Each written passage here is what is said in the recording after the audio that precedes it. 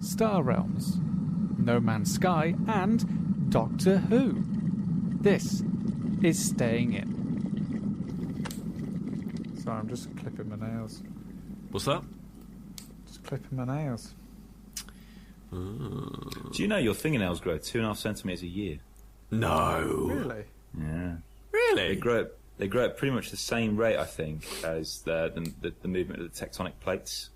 Continental drift. Coincidence? Yes. It's universes within universes, isn't it? Yeah. That's exactly it. I mean, how fast do your nails grow? Something like bamboo. Just has to keep his eye on them at all times. Yeah, when we do the half marathon, you'll see me. They'll be perfectly trimmed at the end. They'll just be dragging along beside me. Oh God, what a sound that would be! That's all right. I've done it now. It's good thing we're not running over any cattle grids.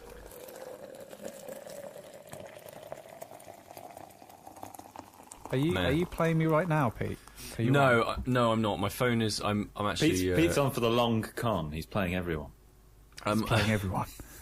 Yeah, I play everyone. No, I gotta say. Hang on, I'm just playing a guy called T Pulsar. Right. Okay. Right. What are you doing? What's he doing to you? No, he's chucking all sorts of stuff at me. Yeah. Oh no, that's the end of my go. Okay. Just give myself a bit of authority. Try and prevent the loss. I'll turn it off if you're not playing. Well, no, I'm definitely not playing. I have to say though, I have become absolutely obsessed in the last 2 weeks with Star Realms. I think about it a lot. So this was a game the other week that you were saying that you were looking in. Yeah. So we were talking about Dan's one-handed activities, and basically the darts. The darts, yeah, the darts. What else would it be? So we were looking into. I was basically saying that there are a couple of mobile games that I'm looking into at the moment that I think Dan would really like. And since Dan's not on this podcast, I think I can confidently say that he absolutely would love this game, and that he will definitely get a lot out of it when he plays it. So, I guess some would say it would make a very good christening present. So definitely, that and a pack of arrows. So I mean, yeah, at the end of the last recording that we did, I immediately just downloaded Star Realms, and started playing it. And I've never played a deck builder before. I've built decks before, but I've never actually played a proper full-on deck builder, or at least I don't think I have. I played Machikoro, but I've never played Dominion or Ascension or any of those games. And so I immediately started. I immediately got my arse handed to me as soon as I finished the tutorials in the campaign mode, because I just didn't really understand what the game was like. Coming from a centre of playing Magic and to a lesser extent Netrunner and Cthulhu, I kind of saw it as I immediately thought that it was going to be a game where I would draw these cards out, put them into my front row, and then I'd have big spaceship battles, big protracted spaceship battles, and it'd be a case of like having a squad against another squad and just wearing down the cards, much like Magic has creatures against creatures, and then once you've beaten those creatures down, you have planeswalkers. But this isn't that. This is a game where you have to... Each player starts with essentially the same sets of cards, access to the same set of very vanilla low-end cards, and then from there starts to pull from that shared deck, what's it called? Basically, you have like a little marketplace. You have like a little... Yeah. How it works is you've got like... everyone has the same amount of currency, to say, at the start. and you each in turn toddle along to this little like space market stall. Yeah. There's a dodgy guy there going, "All right, I've got this blob carrier here for 8 coin, or I've got this machine one here for 3. But what about this tasty little explorer here for 2? Go on, you can take it." This bread's definitely organic, mate. Yeah, no, it's good. Like the market trader in Resident Evil 4. What are you buying? What you said. and then you basically, like, the early game is just buying shit. It's just kind of like, that looks good, that looks good. And like the easy trap to fall into, I think, when you're playing Star Realms, just like, wow, that one's got the biggest attack points, I'll pull that one in. And, That's right. that one's got attack, that's what I'm going for. And, like that wonderful like economics behind the game is something that as a Magic player I find really interesting. And I myself, like, I've not really played that many deck builders. The only other deck builder I've really put a lot of time to is Tempwork Assassins, Right.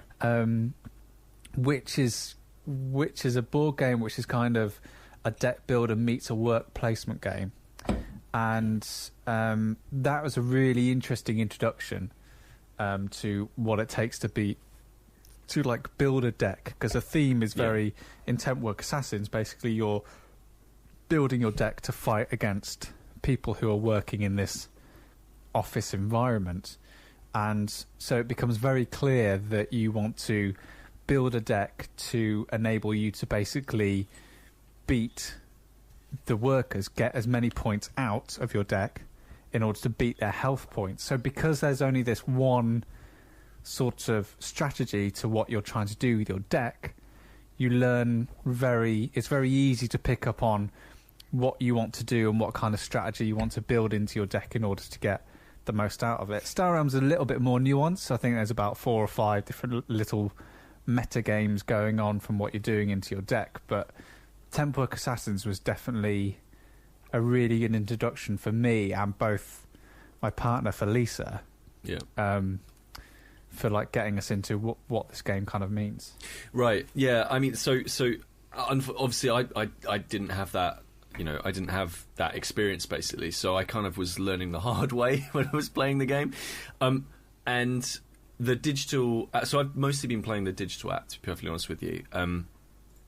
I downloaded that, went through the tutorials, went through the first mission of the campaign, got stomped, and then started to learn that it's about so it is about buying initially, and then it's a game also about, well, what kind of strategy do you want to use? Do you want to have a smaller deck from which you pull from? When you're purchasing these ships and these stations, you pull them and you move them into your own personal deck. And the higher, as any Magic player will know, the more cards you have in that deck, the more randomness there is. Like, there is very difficult to predict what's going to come out of that deck. And so one of the strategies that I found quite useful early on that it teaches you is, well, actually what you want to use is a bunch of the red symbol cards. So each of the there's essentially different factions in the game. There's a green, a red, a yellow, and a blue. And the red faction, which is kind of a mechanical faction, is very much about scrapping cards. So you can discard a card and scrap a card. Discarding a card, you put it to one side, and then once your deck has been depleted, you then put all of your discard cards together, shuffle it, and then that's your deck again. If you scrap a card, it's out of the game entirely. It's kind of like, again, for Magic players, it's like exiling. And then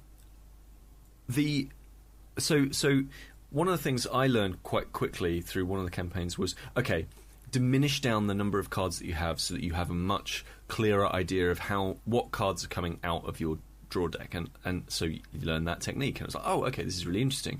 And then from there, just this one idea of one type of strategy comes a lot of different nuance and sophistication that I have started to learn about. So, for example, you're doing a good job of sapping most of the fun out of explaining it. Man, look, right, okay. So this is a highly, if you think about it, is a highly complex. I've been thinking about this game. I shit you not.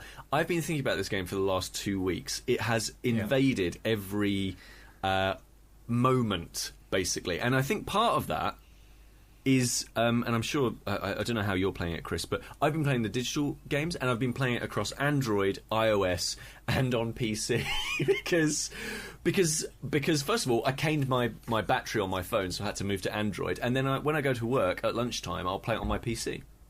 You know, and because of that, it's just constantly been there, and I've constantly been playing it. So anyway, yes, so it's, and because of that, I've been thinking lots and lots and lots about the mechanics, and I've made it quite dry. So, Kris, you're never dry.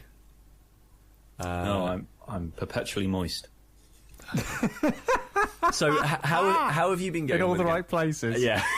How have you been getting on? I played Star Realms today. I picked it up today. I know that it had recently been an episode of the new series of Tabletop, which I'm yet to watch. Okay. And I when I looked at the artwork, I'd recognised it, so I must have seen it being played a few times at various board game shops.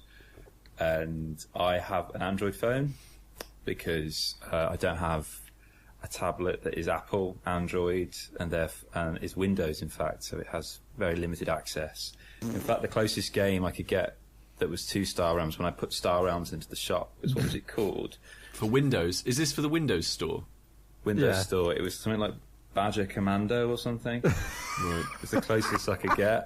Yeah. But anyway, I've got it on my Android phone, and the reason I prefix it with all this is because I find it very difficult to play card games on a mobile phone. It's just it really does stuff to my eyes. And there's I play Hearthstone. I've played Hearthstone quite a lot on my phone, but even so, it's still not perfect. And I know you can play it on PC, as Sam has been playing it recently against you, which is why we could have started this podcast about half an hour before.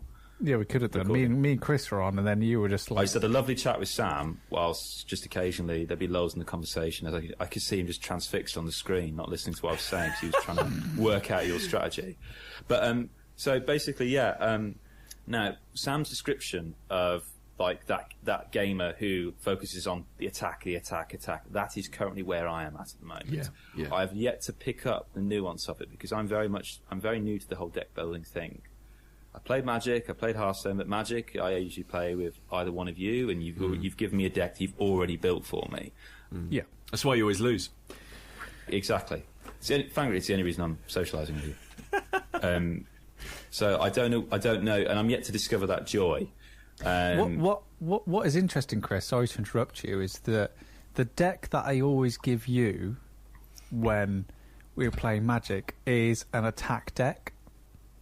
So that deck is built around is that Magic deck that I built and I've given you is one that's built around bringing out big, massive monsters and doing lots of damage. Yeah. So I wonder, in a way, that you sort of subconsciously sort of filtered into this way of thinking, because, all right, yeah, this is a little bit like that game of Magic that I played. I can see how that's working against that, and also when you're starting out a deck building, or definitely like Star Realms, it makes a lot more sense in you. It makes a lot more sense in your mind that if I buy all the cards that have got the most attack, then I will win. Yeah. And that's never happened. No. But it's interesting you say that, and that you're absolutely right there, Sam, because it seems, and Shut Up and Sit Down on their podcast, they talked about this a few weeks ago, it seems so counterintuitive for me to play a card, I have to scrap loads of cards to do that. I hate doing that. It's loss aversion, isn't it? And in Magic and Hearthstone, I've always been able to avoid doing that. I always avoid the cards that require me to sacrifice a card to then play a card. Yeah. I don't like that. But you have to be able to do that. You cannot play this game, you cannot play Star Realms without doing that, because so many of the cards are predicated on the fact that you have to do that. And it's such a lovely mechanic to actually have that there. I think you can, but I think what Star Realms does better than Magic in terms of that whole sort of scrapping, milling mechanic, as it's called in Magic, is because it's a shorter, it's a lot tighter game. One thing I love about Star Realms is that everything you need comes in this little box, and that's it. because it's a lot smaller and a tighter game, you feel it's a lot easier for you to scrap stuff because, well, the game will be over in 10 minutes. Yeah. And and because the deck sizes are very small, you become very aware about what's in there. So if you scrap that, that's fine because I've got all this other stuff that's going to be coming up in and through my deck. So I think that's why. Whereas when you do it in Magic, it's kind of like, yeah, but that's a really good card. So I don't really know what else is going to come out of this deck of 60 cards. So I don't really want to scrap that because something could be really useful. Well, also I kind of find with things like Magic, it's like, well, I paid 20 quid for that card, and I don't want to get rid of it because I haven't played it yet in a game setting. Whereas you do know you're not physically scrapping it, don't you? Yeah, just tearing it up. It's not Pandemic Legacy. It's not Pandemic Legacy. But here's the thing that I've absolutely loved with Star Realms so far is you're right, it is a smaller, tighter game, and I think that the thing that really makes me want to play it more and to think about it more is that you buy a deck or you download the game, and you know that there is only a set amount of cards you cannot pay to win. It is just impossible. Because you essentially buy the deck and you've got enough for both players. Two players don't need to turn up with two separate decks. So because of that, you know that you've reduced this idea of it being pay to win to nothing. You've cut it out completely. So now it's only down to skill and to a little bit. I think there's definitely a little bit of luck in there as well. But because of that, it then encourages you, because there's more that's known and it's a fairer battleground. You start to actually think and read up on these different strategies, and it encourages you to not think, oh well, I would have won that if I had better cards, because that sucks. Like that is a really naff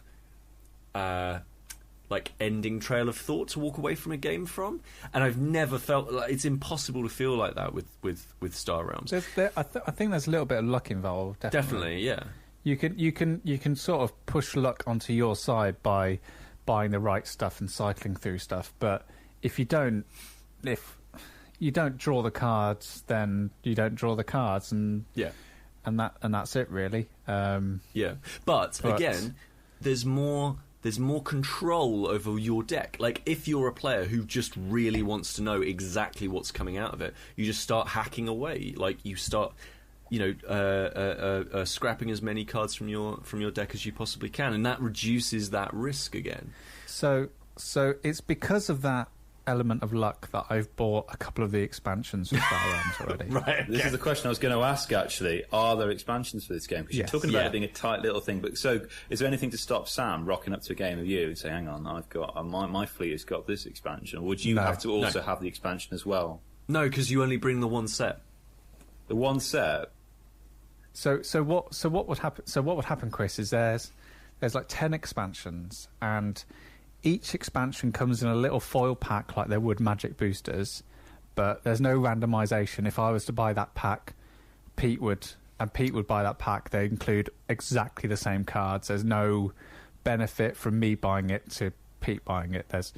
And the majority of those are just more ships and more bases that just get put into that just get shuffled into the marketplace and then get drawn.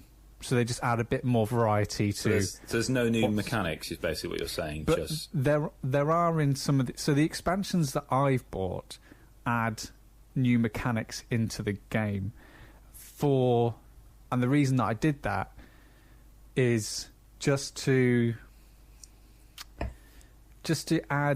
kind of mitigate a bit of the luck element that I think, because I've been playing it quite more of the physical physical side of it than digital. Mm-hmm. And I think the physical's just got a massive head start over the digital because you're playing someone and that feeling when they reveal their 5 cards in front of you and you see, oh my God, that's going to draw another card. And because that card's an alliance of that card, oh my God, they're going to do so much damage to me. What can I do to help? And you can see them looking at the marketplace and trying to guess what they're going to go for and then trying to buy them out.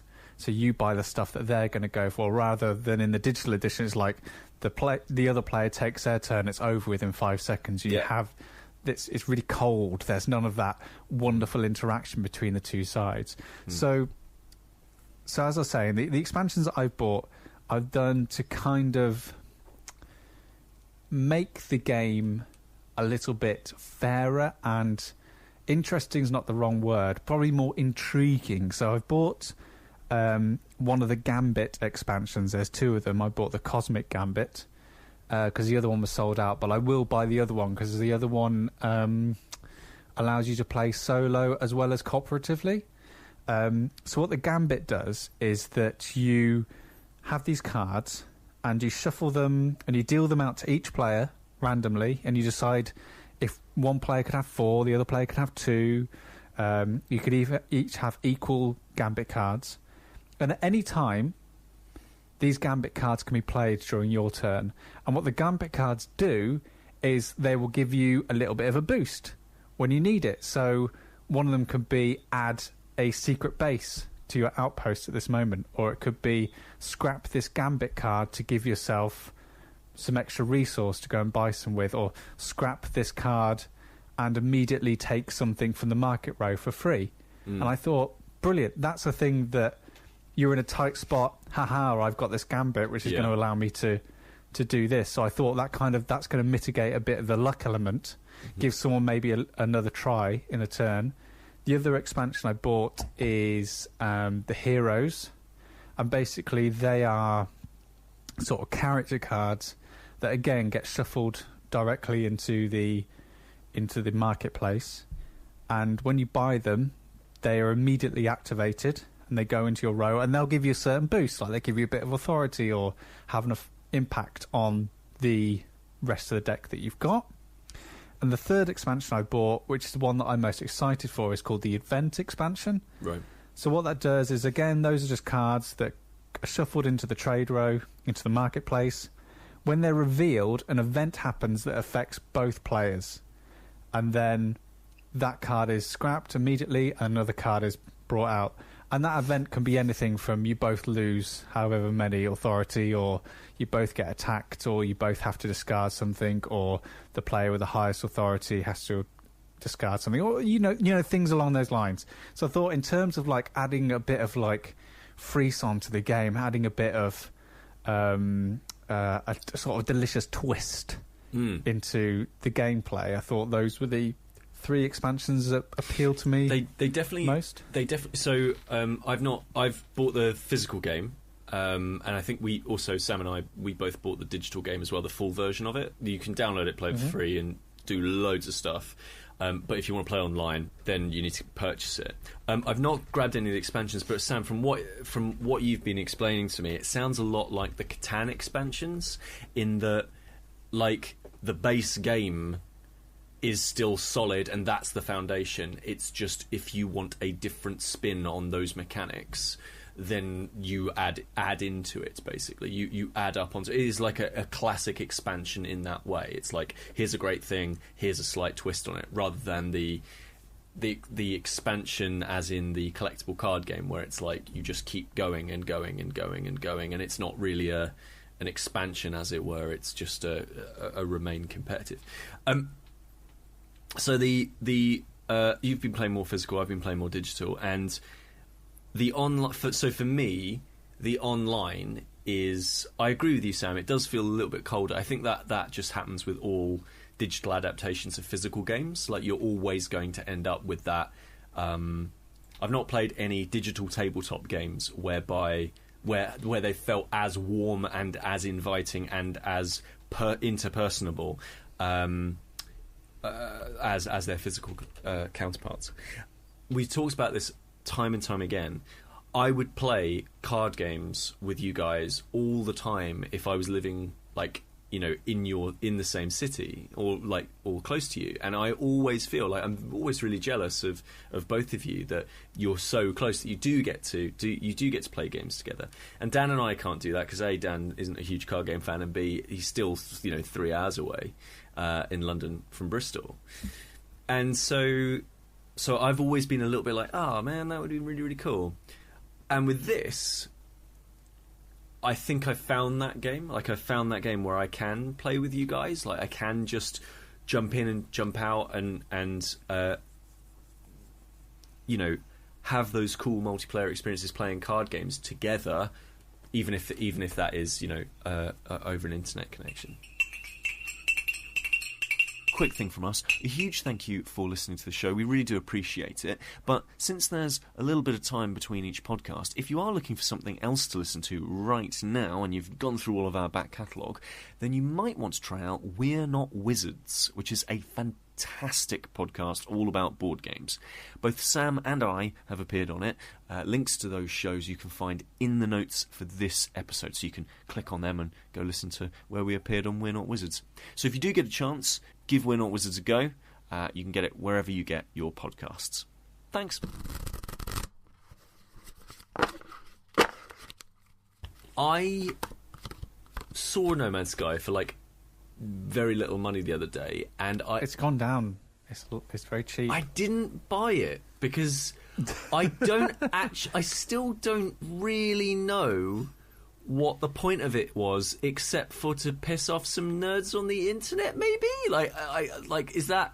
I'm pretty sure that's not why it was created. Well, no, but I guess that's what the end result was. But, I mean, it looks fascinating, like an exploration game where you go about the galaxy and stuff, but I honestly don't know anything more about it than it's that. Because we have our own planet now, don't we? We have our own planet, yes. We discovered that a couple of weeks ago, a planet untouched by anyone else. Lovely. So I was able to plant my flag, so to speak. And it is the staying in planet. And I can tell you, it is a very hospitable planet.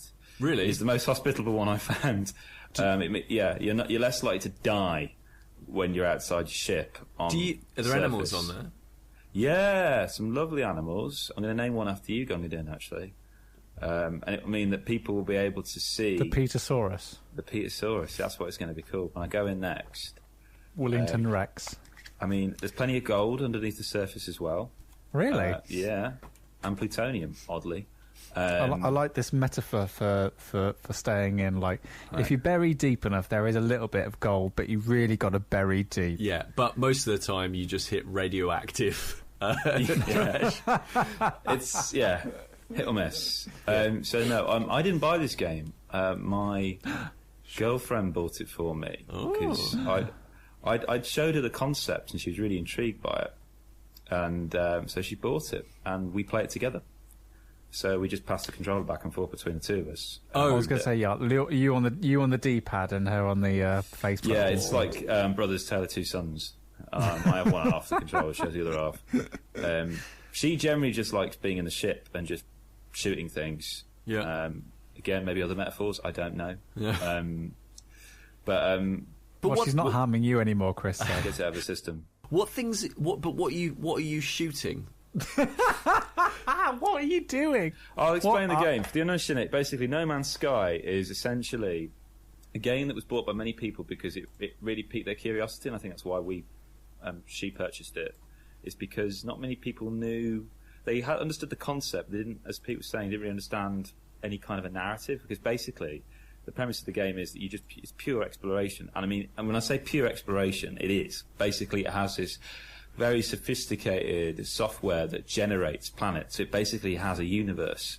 And I remember hearing stories about how when they were testing the game, they couldn't actually obviously physically go and explore every planet because they hadn't got enough people and enough years on the planet Earth in which to do it. So they had to create their own little bots, spaceships, that would go out and test the worlds for them.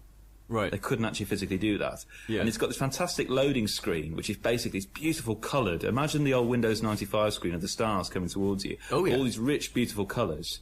And every white pinprick there is a planet you could go to. And it's just mind-boggling. It's overwhelming.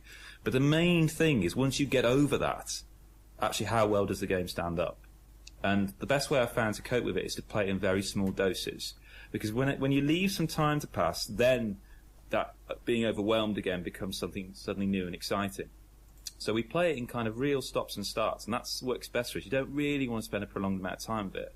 And I'll tell you why. When we first started, we got in the ship, and I thought, I don't want to do a tutorial. That planet, that's too close. Everyone would have gone to that planet. I didn't realise that you start randomly in the bloody universe. It's not like it's not like a multiplayer game where everyone starts off in the home base and you're trying to jostle to get to the main console or to find the next part of the story. Yeah. So we just shot off as far as we could for ages. And what's incredible is, what I love is the little reticule in the centre. If you locate it to a destination point, it works out based on your speed how long it will take you to get there. And we saw this planet, and it said, this will take approximately 6 hours to get there. And then we put into hyperspeed, and then it was like 10 minutes. Oh, God, it's still too long. Then we increased the speed, and then it was like a minute. And you're just holding down this button, and it's like the Millennium Falcon, when you go into hyperspace. Yeah. And then we entered this atmosphere, and and land, and it's immensely satisfying. You don't have to worry about landing. You just get close enough to the ground, you press square, and it automatically goes into a landing, and you get out, and you realise why nobody does this. It's because you've suddenly landed on a planet, you've used up all your resources getting here in the rocket, and you're on a planet where it's like 550 degrees minus. Right. So you can't stay out for too long because you will just die. So basically what happened was, for hours, we had to run out of our ship, dig stuff up, run back to our ship, and then craft something, then run back out. Shit, something's eating me. Get away. Mine. Get back in, then maybe run out a little bit further, shelter into a cave, go, oh my God, it's so cold out there, I'll stay in this cave. Mine. Get away from me. Why are you still following me? And then, slowly but surely, finding a research base, which is a abandoned research base, running in, and then it's really quite cool in that regard. It's a bit like that times when we play early Minecraft and you start with literally nothing, and you slowly build up your civilization. But this was our learning curve. And since we understood now that you can't just go gun-ho and just go straight out and just find the nearest planet and just plonk yourself down, you realise you need to actually have enough material to actually be able to take off and visit other places as well. Yeah. That's where it becomes quite interesting. And that's where you suddenly start to kind of acclimatise, literally, and understand the pace of this game. But its narrative is so sketchy. It's just a series of objectives. I don't know what the whole point of this narrative is. I don't know. It feels like when we played those kind of massive multiplayer online games, but without the multiplayer. When you've got the very long, stretched, task-based work. Yeah. But it's just you on your own. Right. And it's quite nice when you find a planet that no one's been to, and you can literally name it, and you can name all the species there. So if anyone ever discovers a staying planet, they will know that I've been there. Yeah, because you'll have called everything, Yeah, Petersaurus, Buttface Rex, and all that sort of stuff. So could I visit Staying in Planet? Yeah, but the chances of you doing that are so slim. Can't I just type it into an encyclopedia or something like that? I don't think you can. No. Right. I don't think you can. I mean, literally, that's the kind of novelty of this game, really. It is. I don't think it's anything more than just that. I mean, other people have talked about the kind of micro games that happen between other players online, but that's what they've created themselves, as it were. Yeah. And in terms of shooting the ship, it's basically at the moment it's blasting asteroids to kind of harness these kind of precious metals and stuff. So are there like alien races that you got to blast and stuff? Yeah, you can blast them.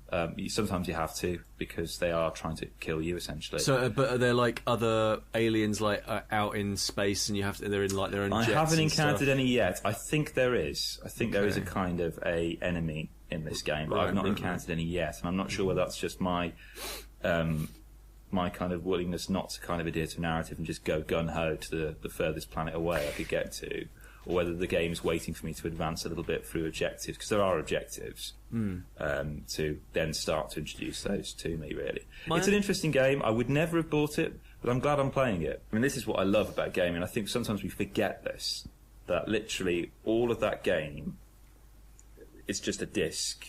Right. And some kind of and stuff that's kind of downloaded. It's just these gigabytes and stuff. There's so much in. You don't know how games are made, do you?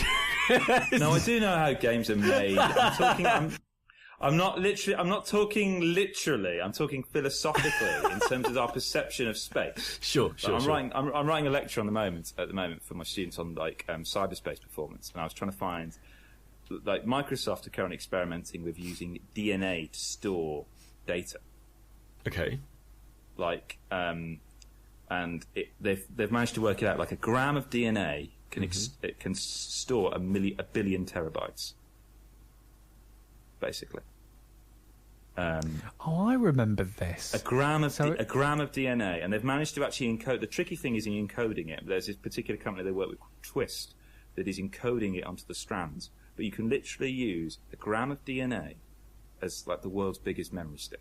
So it's like when someone dies, and it'll be. I can see it now. I can see like an edition of Forensic Files, like do do do do do do do. Tonight on Forensic Files, the forensic analysis of this guy's DNA and why he died with 5,000 teraflops of porn on his DNA drive. Just like I tell you what. I don't want to be the investigator going through the DNA on a porn drive.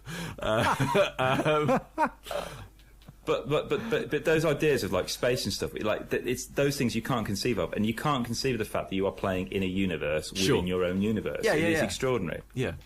No, that it really does sound absolutely fascinating. And I do agree with you. Like, you know, being facetious aside, like you're right. It is a disc, and there is a whole universe on there, and it's made in ones and zeros. That is absolutely incredible.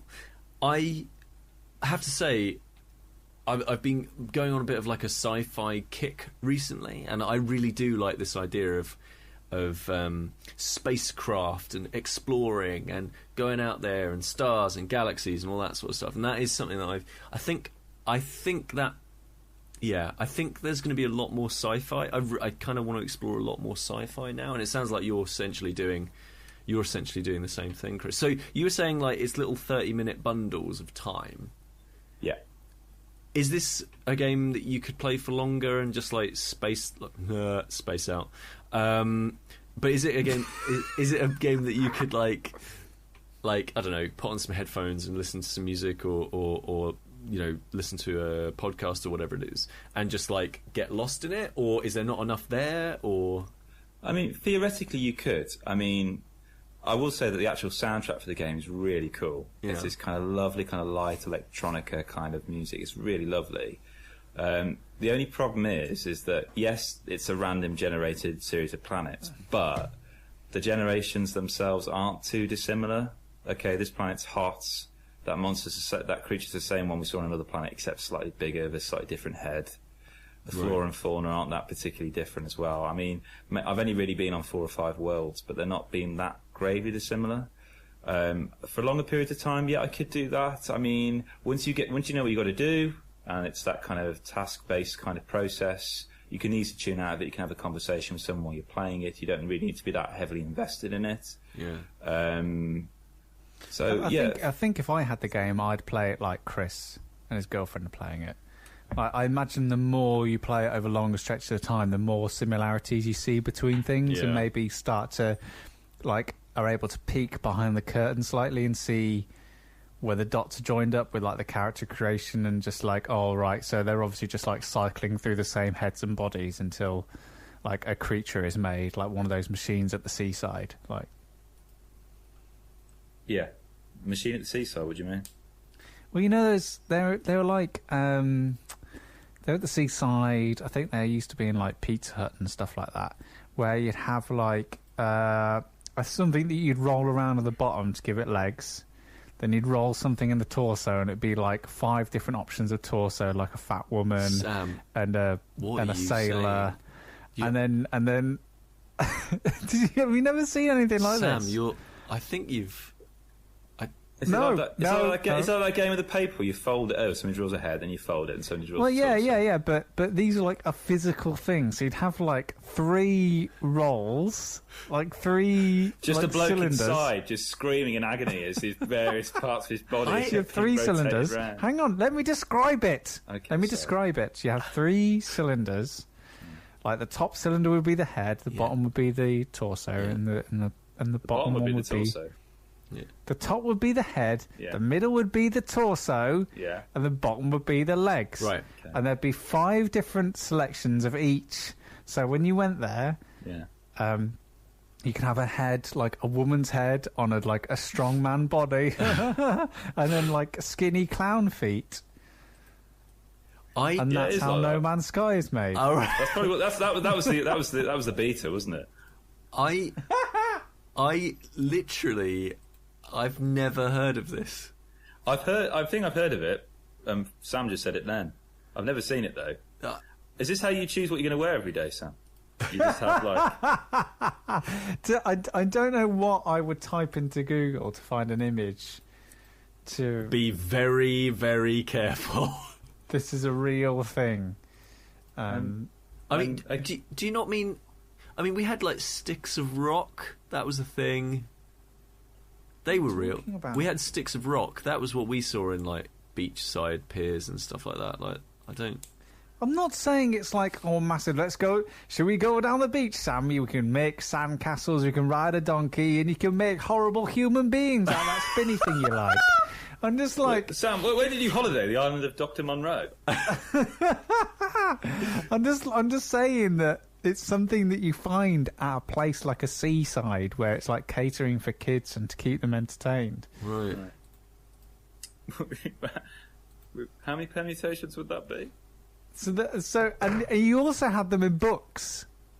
So like you have the spinny wheel and the movable tabs. No, it'll be a flat sort of 2D version where you mix up the flaps of each of the different parts to make up a funny character. This sounds.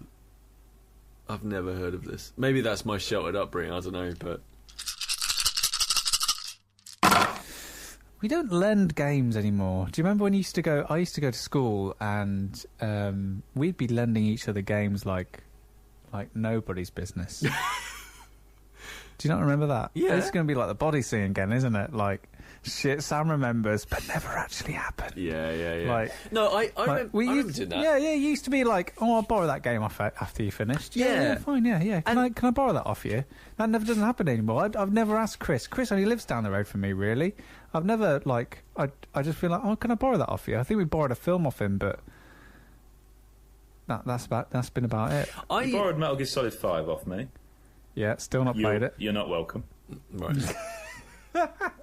I mean, yeah, I borrowed back in the day.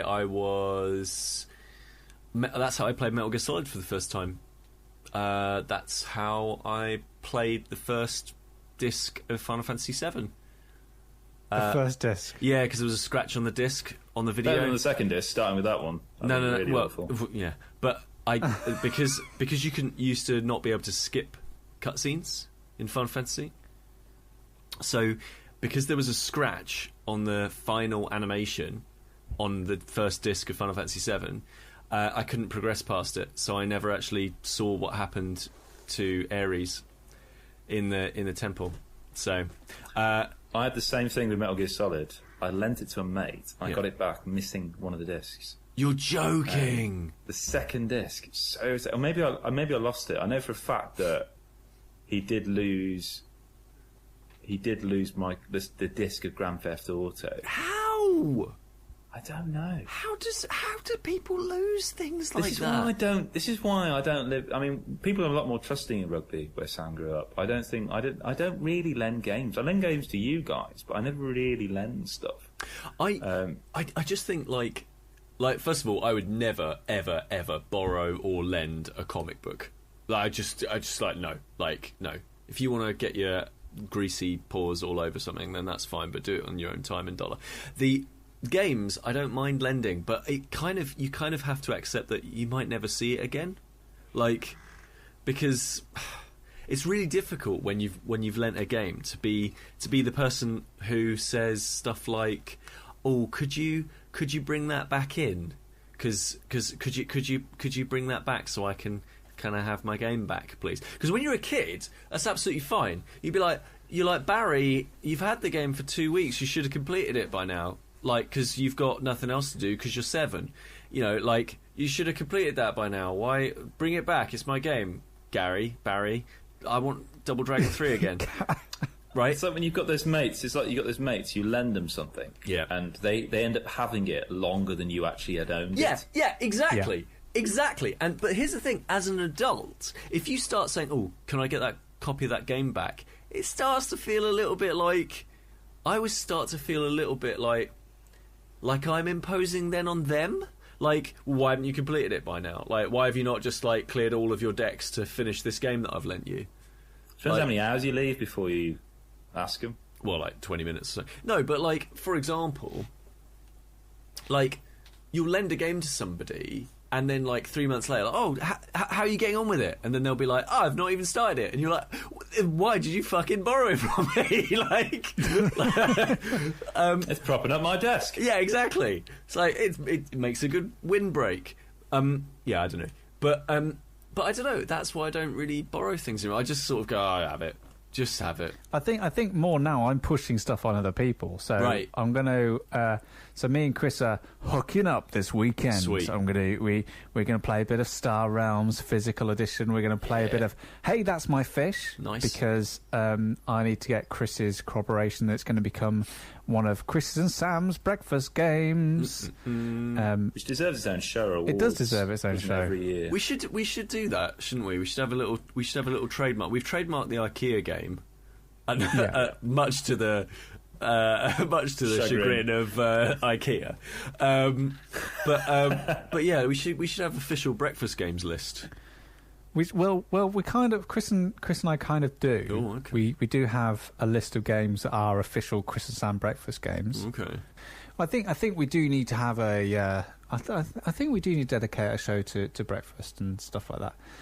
Anyway, so Kris is coming around. We'll be hopefully inducting a new game into the Breakfast Game Hall of Fame. And I will be shoving some stuff on him to borrow. I'm going to pass on Thor, Goddess of Thunder. Oh, yes, looking forward to reading that. And also I'm going to be lending Kris Darby Batman, the Telltale Series Adventures. Yes, my first ever Telltale game. Ooh. Really? Yeah, I've never played a Telltale game. Oh my god. The cell shading and the type of game was I wasn't really in the mood to play that kind of game at that particular point. But with the Batman theme, yeah, it's a shoo-in. How should I kind of prepare myself for this? Because I'm already a Batman fan, but in terms of a Telltale experience, is there anything I should know beforehand going into a Telltale game? You should prepare yourself. Okay, this is how I describe it to you. Imagine that you've got a choose your own adventure book, okay? Yeah, it's like the roller thing at the beach. Yeah. And okay, you've got a choose your own adventure book that's been written by some really good writers. Okay, some really, really good writers. Brilliant. And it's got your favourite character in it, all around Batman, okay? Okay, you've got all that in front of you. This sounds brilliant. But you've given that book to your grandma, Right. and she's telling you that story and flicking through all the pages and dealing with all the stuff that's going on. That's kind of what any Telltale series is like now. Particularly my grandma. My grandma's just burnt her third kettle. Well, there we go. Imagine your grandma trying to Left it on the stove. tell you a choose your own adventure game, and I think you're about there with what Telltale's engine is like. Because you'll be like me. Batman, the Telltale series, a really good story, a really interesting take on Batman, and the fact that because Telltale games are dialogue heavy in terms of you are having lots of conversations with people and choosing your own, your way through things, very much not a breakfast game. You spend most of your time as Bruce Wayne, and so the story is kind of pitches you into those situations. So you're not doing things as Batman, you're doing things as Bruce Wayne, who at sometimes is a vastly more interesting character than Batman is, because it's kind of like, yeah, definitely, that's his. One of the things that Batman deals with is like, who is he really? Like, Superman is really Superman, and Clark Kent is his alter ego. Yeah. But Batman has never made that definition. Like, at some points he gives up being Bruce Wayne, and sometimes he gives up being Batman because he never knows which one, you know, is actually him. Like, he doesn't know really who he is. So it's really interesting that you actually get to be Bruce Wayne and make decisions as Bruce Wayne. And you can really make him a bastard if you want. Like, you can be a bastard to Alfred, like, be an absolute proper shit artist. Oh. So that's really interesting, but... And I don't want to ruin the game for you, but you play the story and you go, this is great, and then it's got little action sequences and you go, well, I'd rather be playing the Arkham series by Rocksteady. Right. Yeah. Yeah, This is the grandma filter. That's the grandma filter. And then there's like these little detective sections, and just like, well, I'd rather be playing a point and click by Tim Schafer or whatever. Like, it's just like it kind of... So if you've never played any other game before, you're going to love it. I wouldn't even go that far. Right. Like Kris, when you play a Telltale game now, you can physically see the game struggling to cope with what's going on. That engine is old. You can physically see the game trying to process the fact you press square rather than circle. So why do you want to lend me this? Pardon? So why are you lending me this? Because you like Batman. Okay, I bought it because I like Batman, and it is actually, in terms of Batman stories, like it's really good.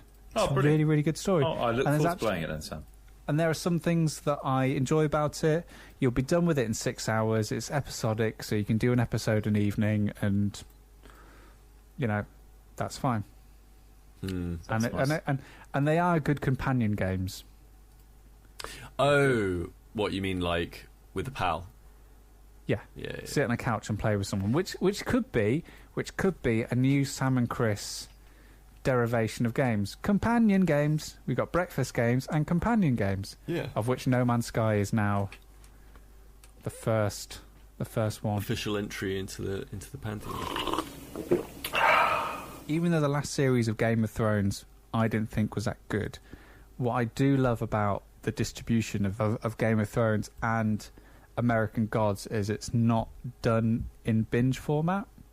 It's meted out, yeah. So it's proper, like, appointment to view television, which I kind of love that, like in a weird nostalgic way. Sorry, what did you call it? What did you appointment to view? What's that?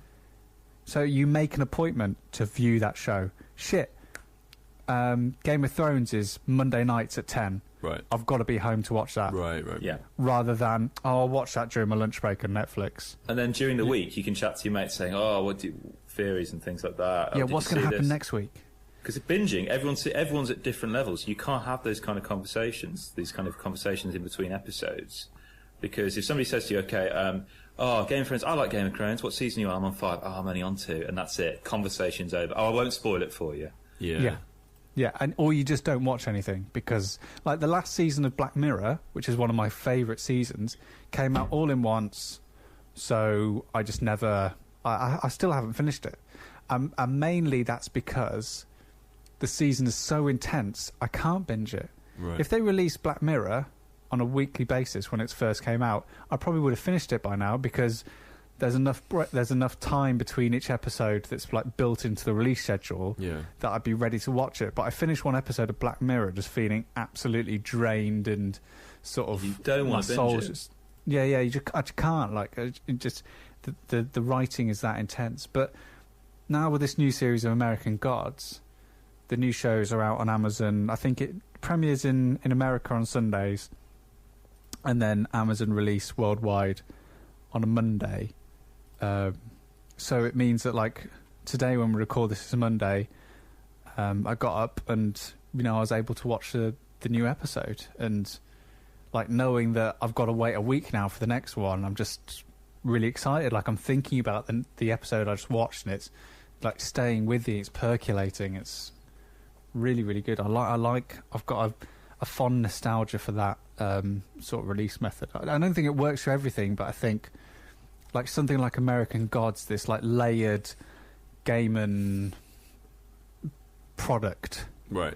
that where there is quite a lot going on with it and quite a lot of strands that have just been left dangling for the next episode. It's really good. You've not read American Gods, have you, Peter? No, of course not. It's a book. No, Pete, you do read. Can we not? You do read. You've not read any Neil Gaiman yet, have you? I've read. I read Neil Gaiman. I read Marvel 1602, and I read. That's exactly what I said. And I read whatever happened to the Caped Crusader. Yeah. But I've not read any of his like proper big old. I've not read Sandman, and I've not read any of his like proper fiction that smart people read. Well, I'll take that as a compliment. Because basically, American Gods is this kind of love letter to Americana, and it's basically this kind of, in a bit like Sandman actually, this mix of all these different mythologies in a world where the old gods have lost their power because we're living in secular times where people aren't believing as much. Yeah.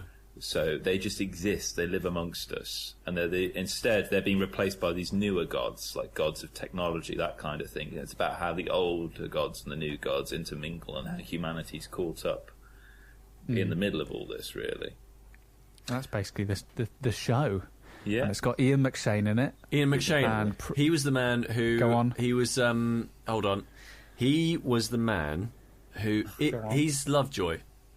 Oh yes. my gosh! And he's the man that proves that cowboys swear in Deadwood. Yeah, well done. He also has a little brief role in Game of Thrones as well. He was the best thing in Game of Thrones season 6. Okay. He's best thing in everything generally, but also as well, it's the showrunner for this is Brian Fuller, who did Hannibal. So it's got that very distinct aesthetic, but this one's got a little bit more neon, a little bit more colours in its palette. Mm-hmm. It's very visually arresting. American Gods. And it's very, very adult. I mean, in the latest episode I watched, there was dick pics. Sweet. There's a woman effectively eating people with her vagina. Okay. So they've not shied away from any of the big fantastical elements that Gaiman sort of dealt with in his book. They've really not shied away from anything, and I think that has been sort of Brian Fuller's impact, because you kind of think about sort of American television as being very conservative and very sort of to shy away from this stuff, and I think that the success of Game of Thrones has definitely allowed certain broadcasters to push the envelope, but I think if it wasn't for... I had to stop watching Hannibal because I found it really, really disturbing. Right. Like, I think I got to about the 3rd or 4th episode where the killer was keeping humans alive and growing mushrooms on them in order to cultivate fungus in the middle of a forest, and I got to that point and I was just like, well, I loved it. Very good breakfast TV. I just genuinely didn't know how you dealt with that, Chris, because for me there was like this wonderful rhythm and pace with the show, but I just couldn't keep up with all this barbarism and sort of nastiness of it. But I think that's been a success, and even though Hannibal was cancelled, I think Brian Fuller was able to go, look, this is how far we can push American Gods, so we can put all this stuff in it. You know, we can have quite gratuitous, but it's not even gratuitous sex in it. It's kind of this character in it who's this old god who just demands to be worshipped, and she uses her sex as part of her worship ritual and devours these people, physically, but it's done in this really clever and interesting way that at no point is it done for titillation, at no point is it done for to please. It's done entirely ritualistically, which kind of strips all the sexiness away from it. So it's really, really, I think the show's still finding its feet in the first couple of episodes, right. But I'd really recommend it. I think you would like it, Pete. It sounds a bit mean, though. What do you mean a bit mean? Well, it sounds a bit like I'd be upset. When I watch television, I like to watch like Arrow You picked the least upbeat show on the CBC. Yeah, but what do you mean by mean? TV. Well, it's mean. mean. It's like whenever I tried to watch Game of Thrones, I was always like, oh, don't do that. That's mean. Like, they're always just being horrible to each other. And I just think, I just end up watching and I'm like, oh. It's the dog-eat-dog world, Peter. Oh, I know, but I don't want to be reminded of that when I watch television. I want to watch SpongeBob SquarePants or, like Roadrunner. Like, It sounds mean. I just can't. it's just so mean. Like, everyone's mean to each other in these shows, and you're like, what I want is a TV show where everyone's nice to each other. Okay, so you want Blue Peter? Yeah. Is that still on? Yes. Awesome. That's what I watch. Okay, if you want something live, you should be watching the new series of Doctor Who. Okay. But I haven't watched like all the other series of Doctor Who, so how will I? You can just jump in. It's, that's the beauty of Doctor Who. You can just jump in. It doesn't matter. You okay. can just jump into the start of a series. It's just started. Peter Capaldi is the Doctor Who. So Peter Capaldi, the incredible eyebrows. He's the old man, isn't he? He is the oldest of the recent. Yeah. Yeah. He's the old man. Yeah. Yeah. It's great. It's nice. It's for kids, young adults. It's great. Well, so why are you watching Doctor Who? Like, isn't it? It's for children's television, isn't it? I got into it at university, and I love every children's television. Yeah, Mr. SpongeBob SquarePants. Every episode is a different genre, essentially, Peter. Right. So I'm halfway through an episode at the moment called Knock Knock. It's just been aired, which is basically a survival horror. Okay. And then another episode might be a western, another episode might be in the future, another episode might be a romantic comedy. You know, every episode's a different genre. And the reason I love it in particular with Capaldi is last season there was this fantastic episode called Heaven Sent, right, which is without doubt one of the greatest episodes of television I've ever seen. Probably one of my favourites. I was obsessed with it. And considering you're on a bit of a sci-fi bent, yeah, I think that something like... You need to watch Heaven Sent. You don't even need to see any of that series from last year. Just watch that one episode. It is incredible. It's like a Franz Kafka short story. And it literally just stayed with me. And it's just him in the whole episode, him. It's a one-hander, okay, more or less. But it is incredible. Just in terms of scale and scope. Chris, I think what you're forgetting is what kind of... What you're forgetting is what kind of a person Peter is. So Pete just can't jump into what has essentially been like a 20-series thing. No. It's just like that time where you try to get into classical music and you're just like, right, where do I start? Who's the first one? Who's the first? Yeah. Who's the first composer? Who's the first what do person I know? who made music? Yeah. Where do I start? Like, where's the beginning? Chris has to start fucking at 1967 when this shit started or something like that. In order for him to enjoy it... He will have to start at the beginning. Yep. So for example, to give you to give a very clear recent example, I wanted to read a couple of stories by H.P. Lovecraft and just try to understand who H.P. Lovecraft is and what his fiction is and what Cthulhu is. Oh God! And I'm now halfway through his complete works of fiction.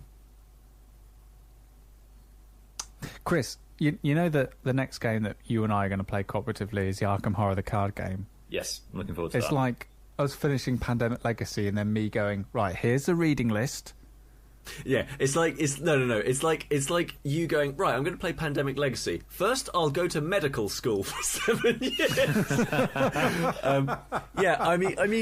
That's when I get into something, I really want to drill down into it. So with Doctor Who, I think at least I would have to start at the very beginning of the Capaldi. That's fine. This is his third season that's just started now. Okay. So each season's only like 13 episodes. So like 2 seasons is the equivalent of one American series generally. Right. So it's not intensive. And as you say, you can jump in with any of the new Doctors. You can jump in with Capaldi, and it doesn't matter about David Tennant or Matt Smith or any of the others beforehand. You can just jump in with him. Okay. In the same way that Dan got into Doctor Who with Matt Smith. He hadn't really seen any of the ones before that. He just started with him, and it does not disrupt it all. It's designed because as he regenerates, it means that you can regenerate your audience. The audience can kind of step in whenever they want, really. They don't have to go back to the 60s, which I haven't at all. It's a bit like the X-Files thing, or even what the Constantine TV series should have been, but wasn't. Because he's travelling to a different place in time and space every episode, or like the X-Files, because each episode is a different case, you can just jump in because there's these clear divisions between he's been to that time and space and now he's going to another time and space. A bit like Red Dwarf, like every episode is, oh, we've discovered a new planet. Oh, we've discovered a new floating ship. It's not like, even though there's an overarching theme with something like Red Dwarf where it's like, we need to get back to Earth, still every episode is its own contained bubble. Oh, Rimmer's gone mental because he's got a penguin on his hand or whatever. Like, or like Crichton's gone a bit crazy because he's eating cheese. Like, like I think what Kris is trying to say is Doctor Who's a similar principle. There is no sort of main overarching theme, and if there is, it's not that dominant that you can't enjoy the singular episodes. So what's that the Doctors are in? So what's so captivating about Doctor Who if the legacy is so easy to just kind of brush past and not need to worry about? What is it like? So is it just great storytelling in the way that Twilight Zone is great storytelling, as in like I mean, I'm glad you said Zone. Yeah, so am I. It's like, I'm not saying that every episode is an absolute belter. They have a different writer each week generally. But what is good is, even if I've not watched every episode from the 60s, I know that legacy's there. You can sense it. But you can sense there's a history. Yeah, but you said that it doesn't matter because you can just jump straight in. No, it doesn't matter. It doesn't matter. But in the same way that I can look at a signpost and not have to walk the walk that it's gesturing to, you know, I can. It is pointing. It is pointing towards something big, you know, beneath the surface, really. And that's quite lovely. And just to know that fact is really quite nice.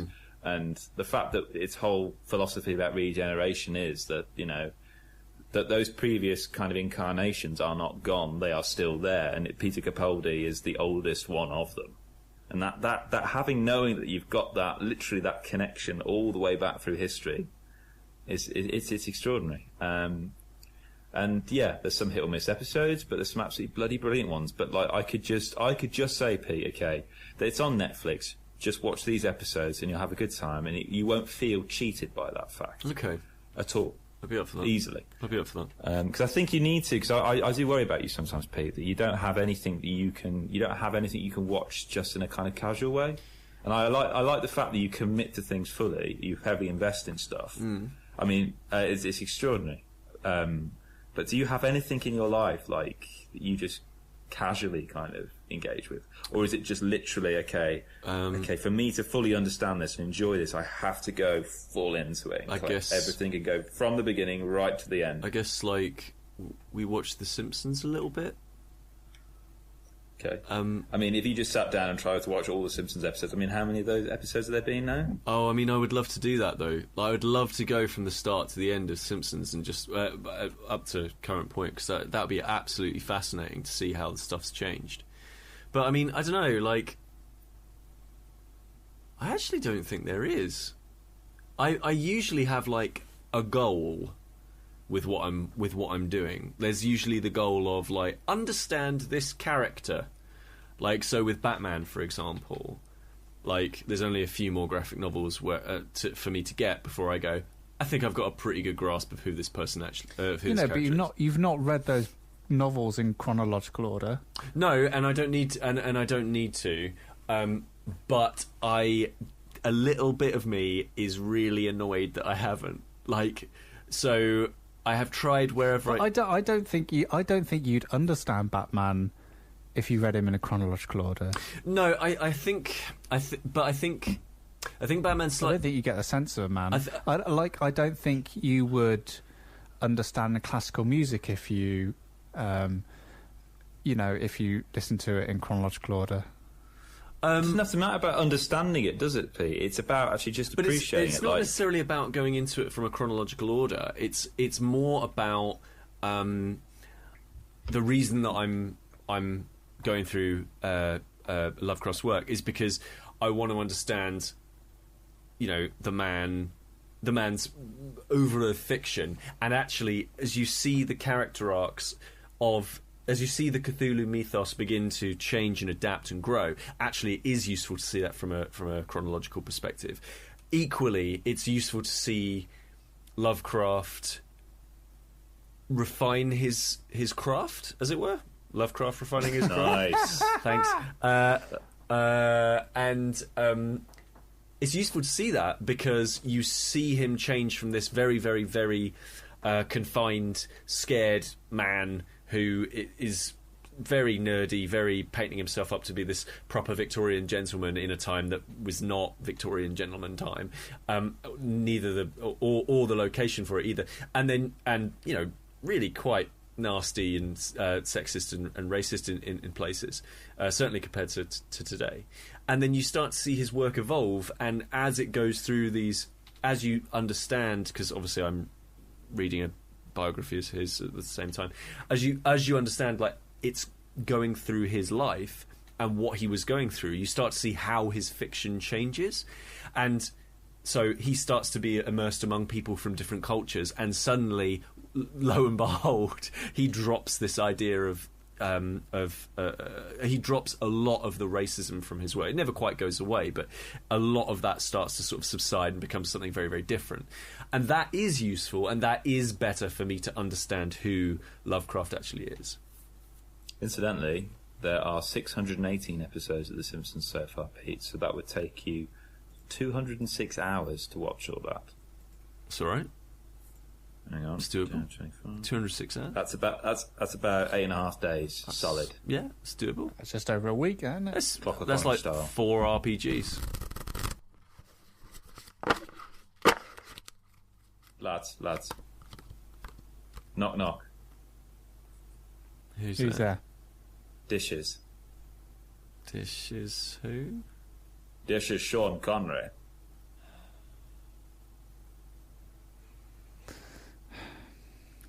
So about hanging out at the weekend, Chris. That was Staying In with myself, Sam Turner, Peter Willington, and our very own Doctor in Residence, Kris Darby. To find out more about the show is easy. Just follow us on Twitter @StayingInPod. Links to any of the topics covered in this episode can be found at stayingin.podbean.com. And you can also, while you're at it, leave us a review on iTunes if you're feeling nice. But that's it for now. We'll see you next time. Ta-ra!